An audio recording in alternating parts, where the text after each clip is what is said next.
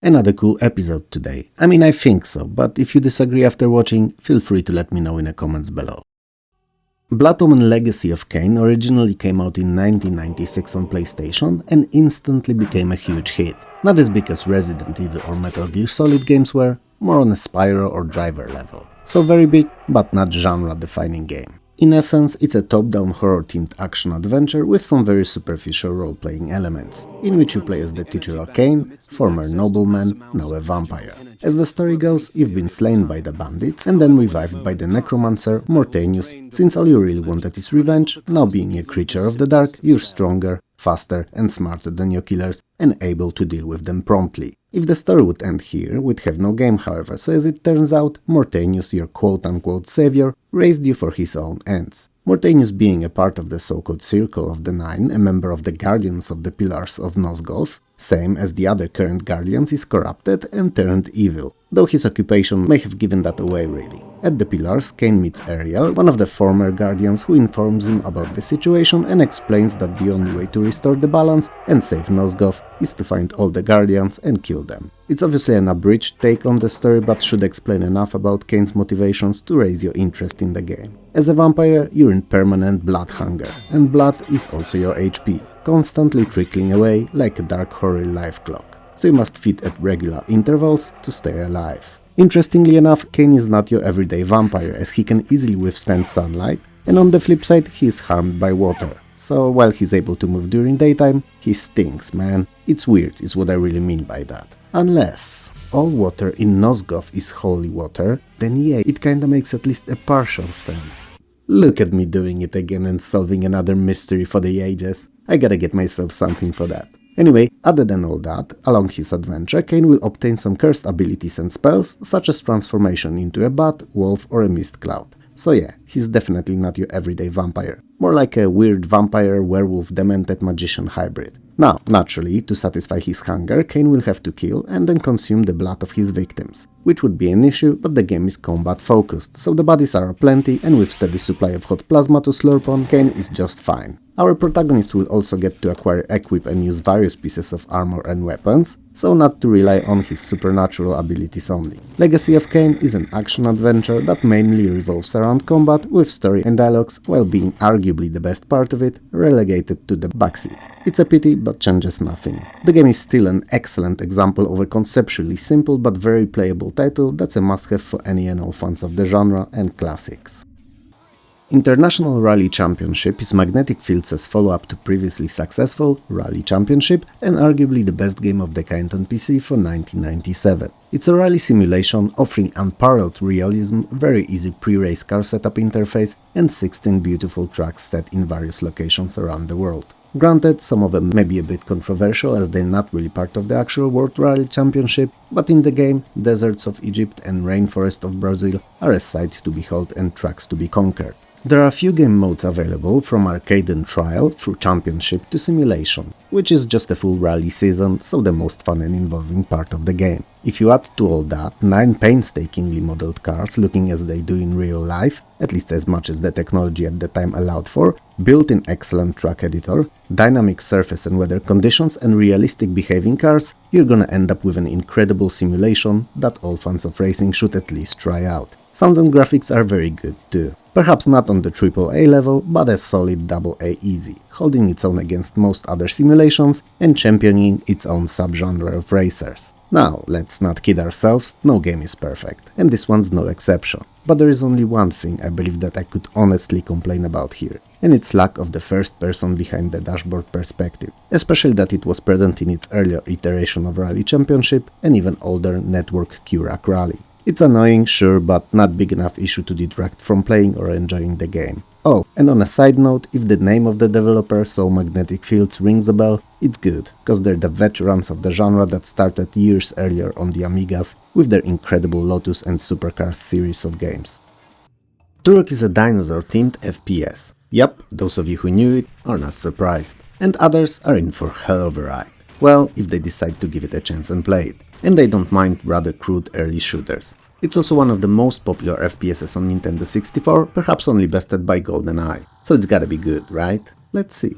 Turok is a mantle bestowed upon these who protect the barrier dividing our world and mystical lost land, where the dinosaurs and demonic creatures live. Only the best of the best can ever become Turok. It's an honor, but also a responsibility. Especially that the evil lord campaigner is on a quest to find and use the artifact known only as a Chronoscepter. An artifact known to be capable of destroying the barrier between the worlds. And as villain names go, this one somehow does not telegraph evil enough for me. Anyway, you play as the last Turok, Talset, a Native American, and you must find the pieces of the Chronoscepter before the campaigner does. Most of the game takes place in large open areas, untypically for the genre, which usually saw you exploring various complexes. And majority of the enemies will be the dinosaurs of various kinds and sizes, humans, occasional animals, robots, or even demons there too, but in a more limited number. And while there's 13 different weapons in the game to dispose of the evil, you start with a knife and bow only, which was always something I really liked about Turok. Cause however you look at it, it's not an advantageous start. While you'll be mainly fighting various enemies, there are some platforming and light puzzling elements in the game too, mainly centered around finding appropriate keys and activating portals. Other than the dinos naturally, the most prominent feature of Turok is definitely the exploration, cause not only you need to search for the pieces of Chronoscepter, but all levels can be approached in numerous ways, offering various routes you can take through them, making for a very non-linear feeling experience, even if the game itself naturally progresses in a very linear manner. Most levels have end bosses, which usually guard the last key in the stage. They are obviously much stronger and will require learning their attack patterns to beat. Presentation-wise, for the time Turok looked really nice and soundtrack was also fitting, heavy on the drums and very atmospheric. Overall, in 1997, Turok was a treat, and most who saw it liked it. Sonic 3D Blast originated on Sega Genesis, another favorite console of mine, and despite the naming, it's not 3D whatsoever, but isometric. 3D was a hype word in the second part of the 90s, so it was plastered on anything that could be even remotely considered 3D adjacent, hence the name. Change of perspective, however, gave Sonic a new ability of walking left and right, and not only forwards and backwards. Can you imagine? Crazy. If we were able to walk left and right in real life, then... Oh wait. Never mind. Anyway, the change may not seem like a lot, and it's not, at least today, but for the series it was a first and something that would pave the way for future real 3D Sonic games. The change also had another effect: the game was much slower, not because the hardware requirements were astronomical, not the case whatsoever, but because the viewpoint was better suited to more methodical platformers rather than those crazy fast ones. Story-wise, Dr. Robotnik, Sonic's nemesis, is as usual after Chaos Emeralds and will stop at nothing to get them. This time, it seems, he turned all of the Sonic's friends Flickies, I know, silly name, into Badniks, his mechanical robotic henchmen. So it's up to Sonic, and by extension of that U at the keyboard, to destroy the Badniks, freeing Flickies encased within, and then lead them to the interdimensional ring so that they could escape. A lot of to unpack here perhaps, but don't look for any deeper reason behind it all, it's just Sonic. The game is divided into 7 levels and will see you grabbing all 7 Chaos Emeralds before the final showdown with the Robotnik himself. Interestingly enough, in 3D Blast, time isn't as important as in aerial games, and you don't have to rush through the levels maniacally. Now, don't hate me for it,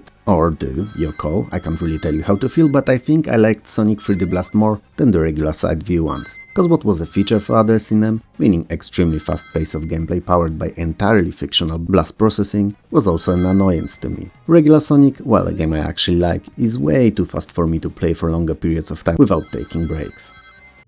Blade Runner is a point-and-click adventure game loosely based on the movie of the same title, which in itself was based on Philip K. Dick's novel The Android's Dream of Electric Sheep, which on a side note is an excellent read. The game takes place in a grim and dark future of low life and high tech, in a world where alive mixes with artificial and biomechanical, to the point that there are artificially created, nay, manufactured, humans called replicants were not something particularly unusual. And other than the way they were brought to life, there's not that much that they differ from us. They think, feel, they have emotions, and yet we deem them unworthy of having any rights, of being true free beings. You play as Ray McCoy, the titular Blade Runner, a police officer tasked with hunting down and bringing replicants to the grim, slimy and questionably righteous hands of future justice, if it can even be called that. During gameplay, our protagonist will eventually realize that there is no black and white justice and that the conscientious beings should be allowed to live freely. But it will take him a minute to get there. Most of Blade Runner is considerably different to what we're used to in majority of adventure games, meaning that there's much less focus on puzzling and most of the fun of gameplay comes from interrogations, police work including gathering of evidence, conducting of Voidkampf tests and investigations. Voidkampf test, if you're unfamiliar with the subject matter, is a test designed to differentiate between artificial and biological intelligence. Change of direction the game takes when it comes to adventuring is a very refreshing take on the genre, and if you like Tex Murphy or Police Quest games, Blade Runner, even if sci-fi themed, very different from them, will definitely be something down your alley. Especially that the game allows you to pull out and use your gun quite freely, because you know you're free to do it and face potential consequences. You have the choice. Mind you, it's not necessary, but possible, even mid-investigation. It adds a lot of atmosphere to the dark, ruthless future that the Blade Runner is set in. Other than that, there are a few action sequences in the game, they're not overly difficult, and if you're someone who doesn't like this, don't worry, they're rather rare. Not all, but many of the decisions and actions that you will take throughout the story will influence plot's eventual conclusion, leading you to one of 6 possible endings. And all that makes Blade Runner not only an excellent adventure title to immerse yourself in, but also highly replayable one. I loved Ignition when it came out. I played it to death alone and a lot with a buddy of mine in split screen too. But let's not get ahead of ourselves. Ignition is an action-packed top-down racer, and it's an unusual one at that. It feels like a mixture of regular 3D racing game with micro machines, and it rocks. The combinations shouldn't work, because why would it? And it does so well. Everything about it is great. The tracks are excellent, unique, fun to race on, learn and conquer. Full of obstacles, jumps and different hazards. There are multi-level, serpent-filled masterpieces. So it's not unusual to be seeing your opponent way below you on an earlier stretch of the road if you're few seconds ahead of him. The beauty of the track's design lies in those little details that are often overlooked when frantically racing, but also building blocks of this entire incredible game. Then there's something many may not give any attention to. So the camera. And it's perfect. It follows the action, never gets in the way, never puts you in a position when you don't see the part of the road you need to, or next corner. It's well baked in, is what I'm saying. Finally, there's 11 vehicles in the game, and I say vehicles and not racing cars intentionally, as there are a really mixed bunch of these. From Beetles and Jeeps through police squad cars all the way to the school buses. And each handles and behaves differently on the road, at speed, during jumps or drifting. Some are better for short, full of turns tracks, others are well suited for long straights, and then there are those that are somewhere between the two. But each have their own use cases and tracks that they work great on, so there's no single best car out of all of them. Aggressive and very dynamic gameplay coupled with frantically designed tracks and unique cars make Ignition a true gem of a game. If you've never played it, you're in a hell of a time. And if you have, you're just sitting there nodding, agreeing how much fun it can be. Also, only 4 tracks and cars are available at the start, and the rest needs to be unlocked by winning races. So there's some sense of progression if you play alone too. Let me invite you for a short trip back in time. Let's break the laws of physics. Together, you and I. But not weeks, months or even years. Let's go back 2-3 minutes only, when we spoke about Ignition and when I said that I loved it when it came out. Why? Because I loved Moto Racer when it came out too. And while it may have induced a very similar feelings in me, it was a completely different kind of a cookie. So, Moto Racer is a third-person arcade motorcycle racing game. It features 8 tracks in total, 4 road-based and 4 on dirt, and they can all be played normally or in reverse, so technically they feel as if there was 16 of them. In fact, a 3-track add-on was released a little after the game dropped and added 1 extra of each tracks, so since they could be driven both ways, it actually felt like 20 in total. They are all quite varied and require a different racing style or strategy to beat them, which is good as it forces you to try different bikes out. Bikes that, while may differ in stats of speed, grip, steering and acceleration, are not straightforward better or worse, as some that may theoretically appear to be weaker may actually perform way better on specific designed for them tracks. Experimentation is the key here, and learning all vehicles and tracks is really helpful. There are 4 gameplay modes of practice, time attack, single race and championship circuit, and for once I will not explain the difference between them, cause it's quite obvious going by their names only. The most important thing about Moto Racer, however, and something that made millions fall in love with it, is a sensation of speed.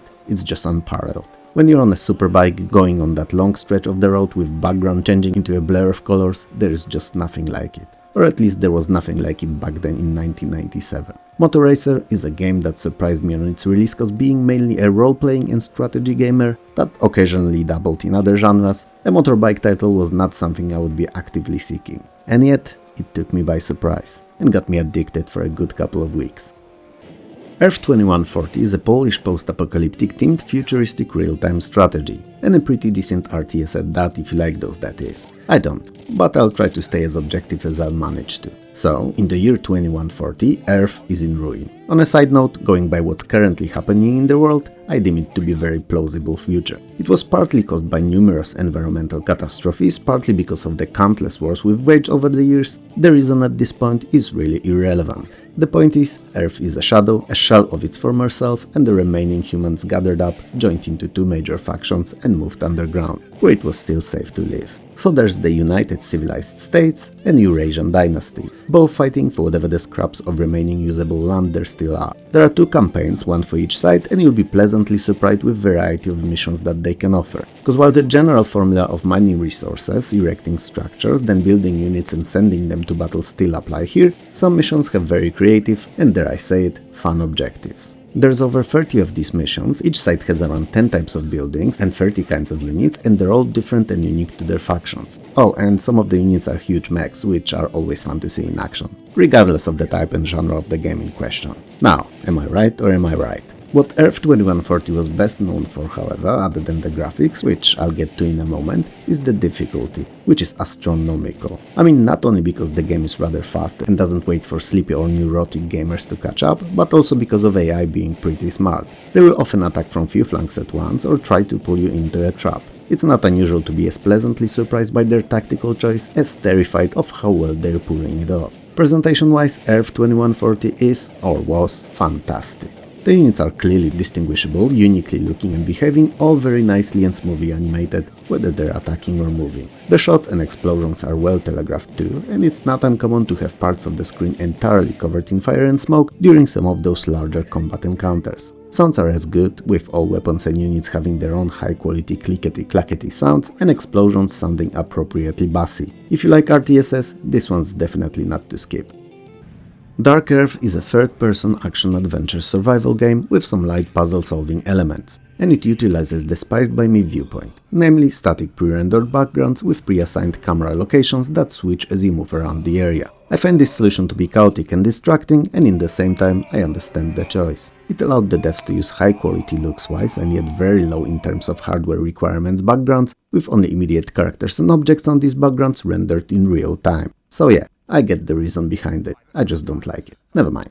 Dark Earth takes place in the far-off future, in the post-apocalyptic remnants of Earth. The planet is mostly covered in darkness that brings in sickness and death, possibly despair, but I've not checked that. And there are only few places left with access to natural sunlight, one of them City of Starlight, the so-called Citadel of Light, from which you, playing as an individual going by the name of Arkham, hail. Given the gloominess of the world in the future and the death lurking from the dark, Sun is worshipped as God and no one remembers anything about the gods of the past. Perhaps for the best, as they'd be of no help on Dark Earth. So, one of those days when Arkham is protecting a Sun priestess, they are attacked by an assassin who throws a vial of darkness at Arkham. And that thing is like a death sentence. So, our diseased protagonist sets off into the heart of the dark to wander it in search for the cure and to bring back light and order to the world, if possible. The game gives you a selection of few firearms, all of them naturally as it's appropriate for the genre with a very limited supply of ammo, and weapons susceptible to breakdowns. These naturally can be repaired, but it adds to the scary atmosphere of having to survive in a very unfriendly and potentially deadly environment while being poisoned and slowly being eaten bit by bit by the flowing in your veins corruption from within, fighting not to turn into something else, something unhuman.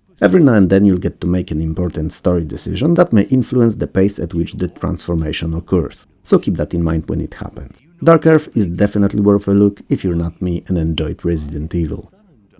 Premier Manager 98 is basically Premier Manager 97, but with updated international and nationwide team squads data for all 92 included teams. Everything else, so league database, 3D match engine and a whole set of features, remains unchanged. The game features 2 modes, a Manager and Pro Manager, first allowing you to start the game with any team, while the other, much more difficult but also way more fun, has you starting in the conference and slowly building your career up to the higher leagues. It's what you'd call a full football management experience. Other than the game mode, there are also 4 types of control, limiting or expanding your possibilities when it comes to leading your chosen team. And you can pick Trainer, to only deal with player tactics and squad selection, Accountant, to control transfers, contracts, staff finance board and stadium expansions, Manager, which is combination of the earlier 2 short of contract details, and finally Total, which, as you've no doubt guessed already, allows you to take full control of all aspects of your chosen team. While there are numerous international sites available, there's only an English league in the game, which when compared to other management games of the time may seem like a very limiting choice. They seem to be very accurately represented though, so playing the game does not radiate the feeling of missing something if you're someone who'd pick an English league in the competing titles anyway. Up to 20 players can play on a single system in Manager mode and 8 in Pro Manager.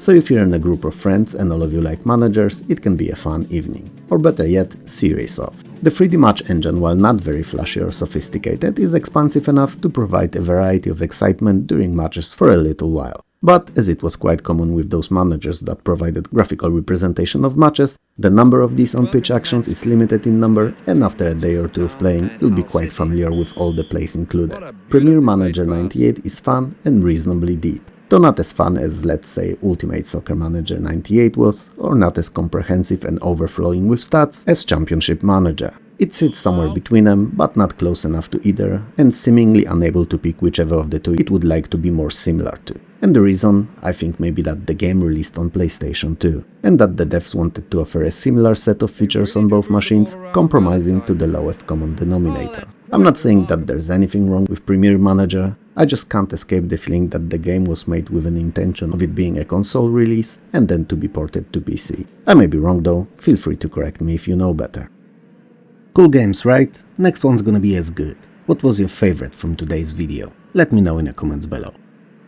If you liked the video, hit those like and subscribe buttons below. Smash them if you have to, it helps more than you could ever know. Also, I would like to thank you and all my amazing Patreon and YouTube members for helping this channel keep going. And last but definitely not least, I would like to thank all the wonderful folks who record and upload playthroughs, let's plays and other retro-centric videos here on YouTube, because they help to preserve the games that would have otherwise been long forgotten. So thank you. The first goal, 1-0.